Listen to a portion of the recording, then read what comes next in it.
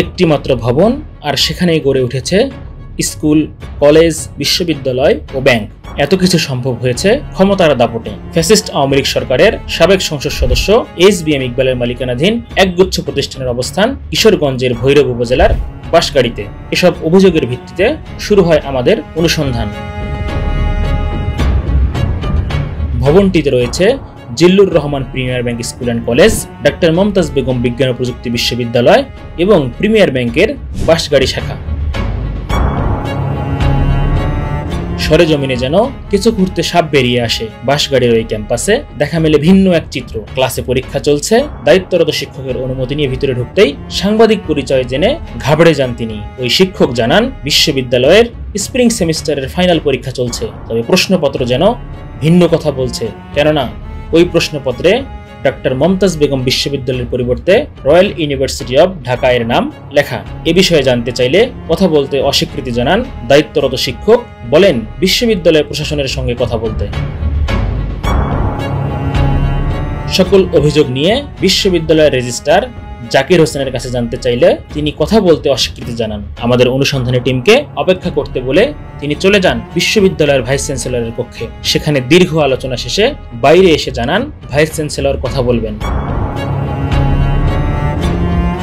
একই ভবনে একাধিক প্রতিষ্ঠান কিভাবে সম্ভব তা জানতে চাইলে বিষয়টি এড়িয়ে যাওয়ার চেষ্টা করেন vice chancellor professor doctor Azizul Haque. তাকে প্রশ্ন করা হয়, আপনার এই ক্যাম্পাসে অন্য কোনো বিশ্ববিদ্যালয়ের কার্যক্রম চলমান আছে কিনা। তিনি বলেন, অন্য কোনো বিশ্ববিদ্যালয়ের কার্যক্রম এখানে নেই।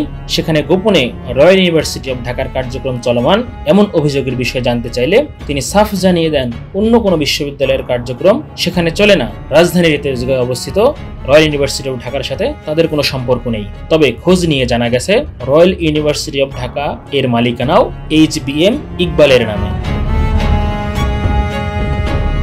এরপর ভাইস চ্যান্সেলরের কাছে বিশ্ববিদ্যালয়ের ক্যাম্পাস ঘুরে দেখতে চাইলে তিনি রেজিস্ট্রার জাকির হোসেনকে বলেন আমাদের টিমকে সাথে নিয়ে বিশ্ববিদ্যালয় ক্যাম্পাস ঘুরে দেখাতে। ক্যাম্পাস ঘুরে দেখার এক পর্যায়ে ওই পরীক্ষার কক্ষগুলো দূর থেকে দেখিয়ে রেজিস্ট্রার বলেন সেখানে পরীক্ষা চলছে।